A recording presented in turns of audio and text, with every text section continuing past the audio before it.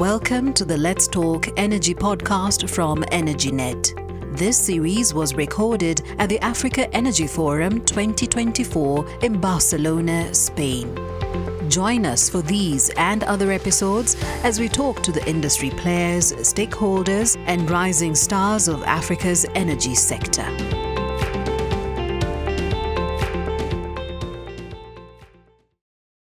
Ademola, good to see you here in Barcelona. Thank you, John. Representing Oando, a company that we've known over many decades. One of the major indigenous oil companies, moved into power, a big fleet of gas-fired power stations, and now here you are with clean energies. So what are the ambitions? How's the company shaping up? And then we can branch into a broader set of questions. Thanks a lot, John. It's good to be here. Good seeing you again. Oando, we've always communicated to the world that we are indeed an integrated energy company. So our business is energy, not necessarily oil and gas. Oil and gas happen to be part of what we do, but energy is the focus. So for us, it's a question of one, looking at the energy space, recognizing that energy is at the edge of chaos. We can already tell what sector is coming to dominate the energy space, displace fossil, and as we all know, that's the renewable energy space. When it will happen, that may be debatable. But whether it will happen or not is no longer for debate. So we recognize that if we're going to remain a relevant energy company into the next century, then we have got to embrace the renewable energy sector. Yes, it's budding at the moment. It's not as advanced as the fossil space, but we know that we must, start early. Be part not only of the conversation, but of the solutions that are coming up on the continent, tailoring the energy transition in Africa to Africa's peculiar needs. That's on one hand. On the other hand, we cannot deny that climate change is a reality. Sure. We recognize this, and we understand that if nothing is done, the world will become chaotic. It's only a matter of time. And businesses don't thrive, when there is chaos. So again, we're looking at it from the point of climate change is not only a government issue to deal with. Climate change is for all of us to deal with. And as, a private sector player, we recognize the responsibility that we have to join hands with the government and the rest of the world to begin to design and develop climate-friendly solutions that are, however, bankable, because we're still a business. Absolutely. So the mandate of Oanda Clean Energy is to design and develop climate-friendly but bankable projects, not only in Nigeria, but across the African continent. Okay. And in the sense, the word clean energy, what are we talking about here? Are we talking purely renewables? Are we talking about renewables plus gas hybrid projects using the transition fuel? How would you define clean energy in this sense? For us, clean energy was, the word clean was actually chosen by our chairman, Mr. Jibril Adewale Tinubu. And the reason he went for the word clean was he said to us, if we're going to do renewable energy, then it must be renewable energy. Okay. Therefore, whatever projects that we get involved in must be clean. Okay. So we're talking about sustainable transport. Yeah. And to us, sustainable transport does not include CNG powered vehicles. If it's going to be gas, then it must be hydrogen. So sustainable transport for us, we defined into two different categories. It's electric vehicles for whether mass transportation or taxi hailing services or corporate use or even the promotion for private adoption. that's electric vehicles for municipal transportation and building the infrastructure that is required to help that sector thrive. We have done this with ICE, that's internal combustion engines. We've built perhaps the largest downstream business in Nigeria. Absolutely. We've spun that off. And now what we're looking to do is build the next downstream business for e-mobility on the continent. So we were talking before we started about Lagos, its extraordinary energy, and implied its extraordinary challenges. Yes. So are you looking to deploy large fleets of buses? Are you looking for Absolutely. Motorbike couriers? This kind of stuff? What we have done already, not looking to do, is to deploy 12-meter buses, all electric, for mass transportation in partnership with the Lagos State government through Lamata. We've run those buses over the last year now, testing the technology, testing the operational viability, the environmental acceptance, the commercial viability, and now we're increasing the fleet to 50 more buses, increasing the bus routes, and over the next 3 to 4 years, we're looking to deploy 2,000 of those buses across Lagos State alone.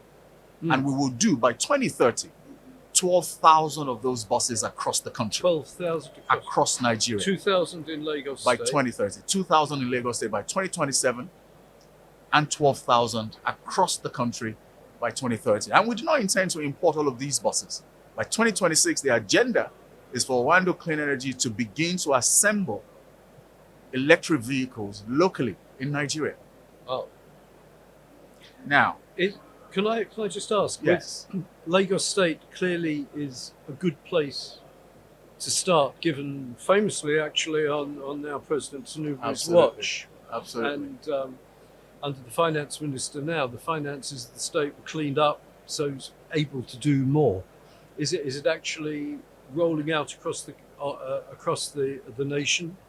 Will that be with private sector operators or still with state governments? So it must be both, right? There must be private sector operators involved for operations excellence to be achieved. The government must also be involved, particularly when you look at the economics of deploying electric vehicles and the capital that's required to also deploy the infrastructure, not only the charging stations, but what powers the stations, right? And like I said, energy is our business. The agenda here is to invest in clean energy sources to power these charging stations so that this new subsector can thrive. Now, as you know, Lagos holds about 10 to 12% of Nigeria's population. Yes. And it's a 36-state country. Yes. So Lagos is the focal point for starting this project. And that was why we started in Lagos. Because if you're able to succeed in Lagos, then you can take lessons learned and then move across the country. If you can make it there, you can make it anywhere. Anywhere, essentially. Channel out Frank Yes, Sinatra, yeah. yes. And, so I was speaking to how we had defined, sustainable transport. So I've spoken to electric, right, for municipal transportation, but there's hydrogen powered, right, for long haul.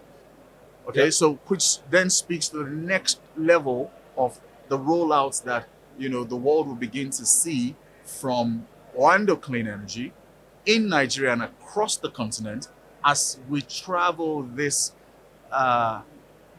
challenging journey of transitioning energy from fossil-based sources to clean sources across the continent. And I say challenging for many reasons. The funding that is required, the capacity that is required, the policy across the continent, required to help, make this work. And, just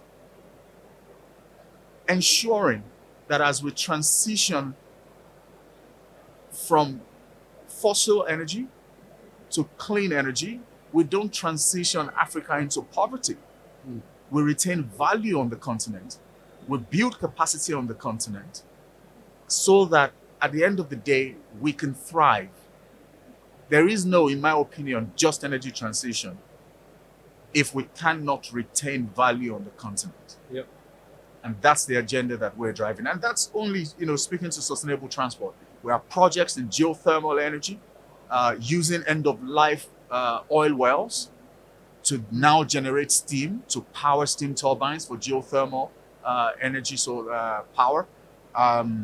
We've recently just signed an MOU with the NNPC RTI to co-research and develop a pilot project in this space. We have projects in PET bottle recycling. We're looking to recycle human fecal sludge, abattoir waste, biomass, on one hand for diesel, on the other through anaerobic digestion for compost and biogas. We're looking at projects in hydrogen. We're looking at building a 1.2 gigawatt solar module assembly plant in Lagos to meet not only local demand, but also for export purposes as well. We're looking at projects in wind. We are about to start a 12-month study to look at wind patterns and profiles across different states in Nigeria. We've signed MOUs to develop, in Cross River State, for example, we're developing a 100 megawatt wind energy capacity in that state. In Edo State, we're developing a 175 megawatt wind energy as well. So there are different verticals within the clean energy space that, we're investing time and money, just to ensure that we develop projects that are relevant, not only to Nigeria, but, that can be modularized and rolled out across the continent of Africa. Oando is, as we know, is a major corporation. How much of this huge program, can you do off your own equity and balance sheet, and how much you have to leverage debt to do this? So all that we have done so far, specifically within the sustainable transport space, has been funded by Oando, the parent company, Oando Energy Resources. All the studies that we have done funded also by Oando. Even the wind energy study that I was just talking about, funded, by Oando. And what Oando is positioned to do is to provide equity where required, but we must do this with funding from other partners, whether it is debt or equity, so that we can achieve the right scale to make sure this works. Now, what we're trying to do is not to build, small businesses that are wholly owned by Oando, but to actually deliver at the scale that is required to make any meaningful impact. To do that, we recognize that debt will play a role, grants will play a role, equity from other partners will play a role, and where equity is required from the parent company Oando, that will be provided as well. Very interesting. Just to go back a couple of stages, what is an extremely ambitious program. You mentioned the possibility when we were discussing the e-mobility with the buses of assembly or manufacture within Nigeria of those. So clearly that's one question. And then you mentioned the 1.2 gigawatts of solar, because clearly you've got to provide the power to do that. So how were those two projects conceptualized at the moment? We're in the design phase, particularly for the solar module assembly plant right now. We're speaking to partners across the world, to serve, one, as funding partners, and two, as technical and operations partners as well. Powering, those that factory in particular, and also the PET bottle recycling factory, powering those two factories. It's clear we need to provide our own power using a hybridized solution. Thankfully, we know that natural gas is a transition fuel, so that will play a role.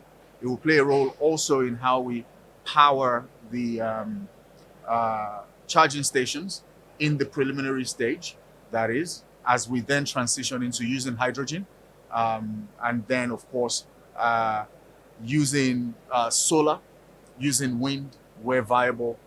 So these are the elements that we're putting together to ensure that we have a 360 degrees clean energy operation even where we're manufacturing. But we're happy to start using gas, natural gas as we know it, right? Because today that's acceptable. But tomorrow we recognize the limitations that come with continued investments in gas. But should we invest today? Yes, we must invest today. Even, a separate conversation as a continent. Should Africa invest in gas exploration and production? Absolutely. Absolutely, we must. And we're gas rich, not only as a continent, but I'm sure you know that Nigeria, for example, is a, highly gas rich, country. And to pull the trigger on industrialization on the continent and also supply, Europe to meet Europe's needs and North America as well, right? We must invest in gas exploration and production today. Great. And among other projects, you have, as you say, wind is underway. You also have fuel cell projects and things, yes? Could you explain a little bit more about that? Yeah, so on the fuel cell side, we've partnered with a company actually known as Fuel Cell. Yeah, LLC. a very eponymous is the word, isn't it? Fuel cell. Yeah, it's an American company, and we're looking to deploy a 5 megawatt facility in Lagos to power one of the free trade zones in Lagos. It's a mixed zone of residential, commercial, and industrial usage. Which zone is that? Alaro City. Alaro City. And we'll be deploying there because the agenda that the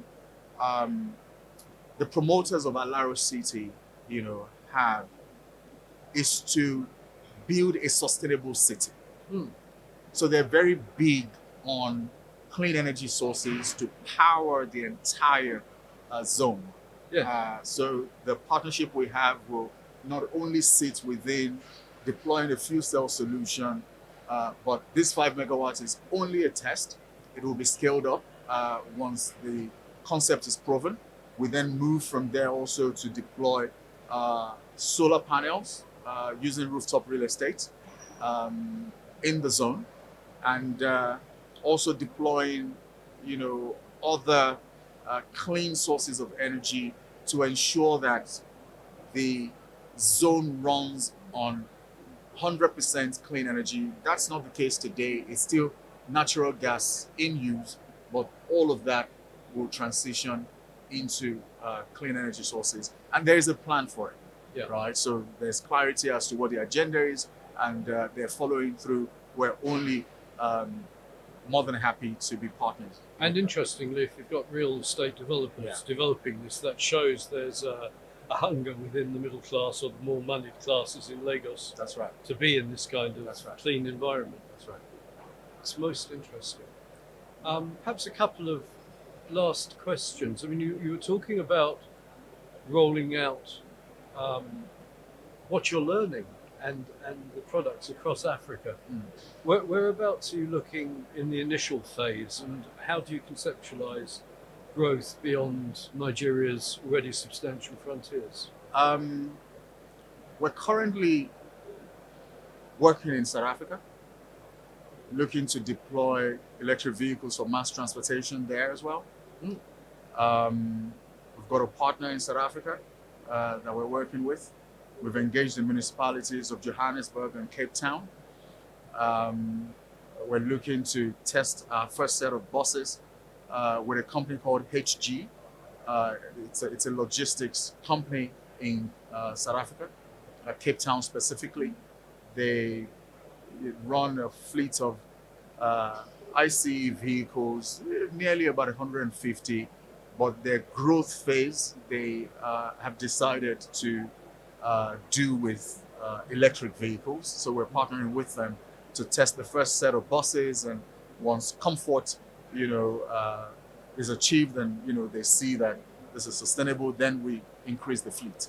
So that's going on in South Africa. We're looking tentatively into Kenya for wind energy projects. We're engaging some partners out of Togo, Ghana, also to look at solar projects, wind energy projects. As you know, there is a huge deficit of energy on the African continent. We have about 1.3 billion people on the continent. 600 million of these people have no access to power. And I'm speaking to, this is nearly the population of Europe without access to power. So there's a huge market, Yes. for power provision. So the conversation in Africa today is it's a blend of energy access, energy security, and energy transition. It's not just about transition. It's all of it in one. Absolutely. Right. So we recognize very early on that isolating Nigeria for the projects that we're doing is not the way to go. No. But to yes, we can start with Nigeria, but we must very quickly spread across the continent. Absolutely. In Nigeria itself, clearly it's a market with big issues. The Naira needing to stabilise and come back up. How difficult is it doing these projects in an environment where you have had currency instability? No, it's a great point you bring, John. Finding funding is one issue. Everywhere you go, even here, I've heard today already how much money is available globally for clean energy projects. Some of them saying they're targeted, to Africa specifically. And then you begin to wonder, so why can't developers access these funds? Absolutely. Right? And where you find access opportunity as well, it comes in, foreign currencies like the USD or euros, and there's volatility, like you said, foreign exchange volatility on the continent. What you're looking for is a localized currency type funding, because I'll give you an example. Africa is projected to spend north of $50 billion on solar PV infrastructure over the next 6 to 7 years. Yes. 95% of that money will come in USD as a loan to Africa across the continent, different countries. And when the PVs are manufactured and deployed on the continent, they will be bought in local currency. The power they will generate will be paid for in local currency. And when you look at the question of foreign exchange volatility, you find that you stand a very high risk of making a loss even from the start. Yes. But if current trends continue, however, the loss is a double whammy. And what's that double? It's the fact that, again, about 85 to 90% of all of that money will find its way to China in exchange for solar modules and other components, because there's no manufacturing capacity on the continent. Yes. So I take dollarized loans and then I send the loans out to China in exchange for components that I will deploy on the continent and sell in local currencies. It's a huge challenge, but we're finding our ways around it. We're getting loans, sometimes dollarized loans, that we then refinance locally in Nigeria. But you have got a Lagos banking market that has some debt. There are some capacity to provide debt.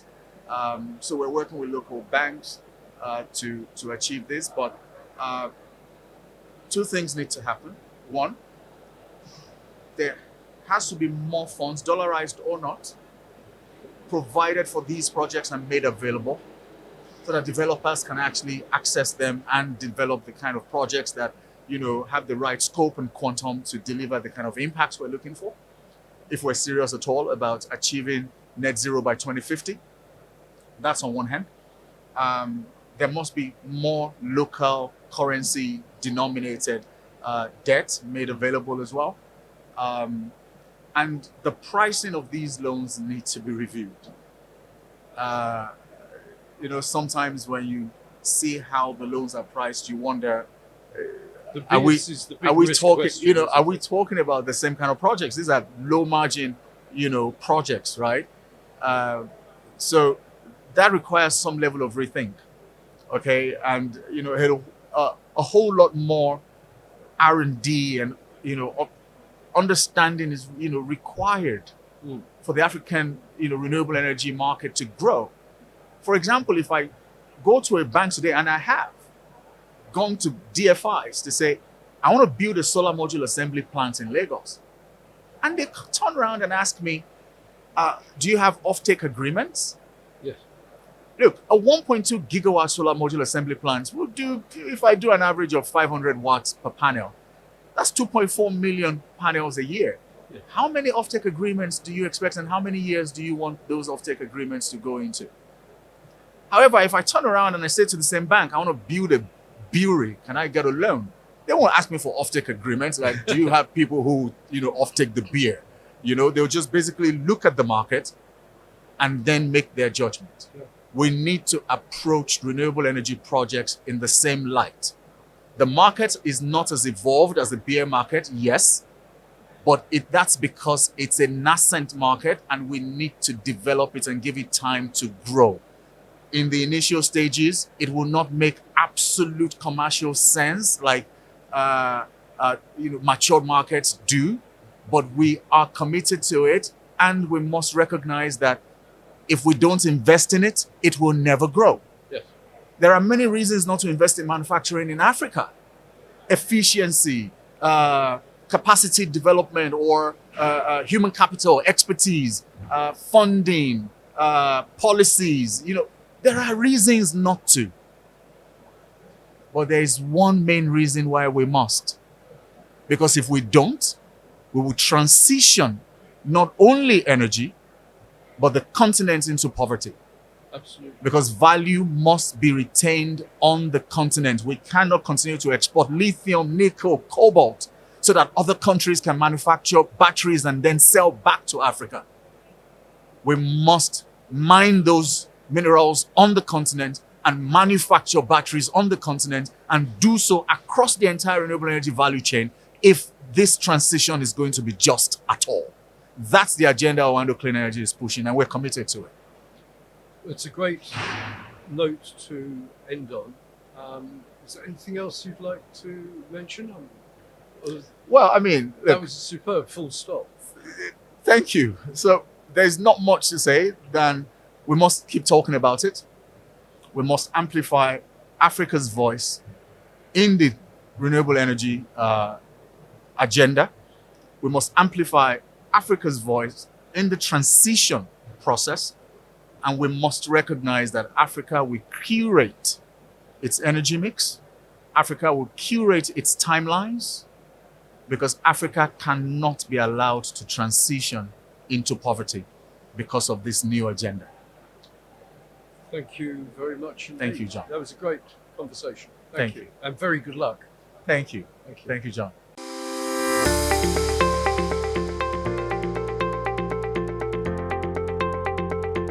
This series was recorded at the Africa Energy Forum 2024 in Barcelona, Spain. Join us for these and other episodes as we talk to the industry players, stakeholders, and rising stars of Africa's energy sector.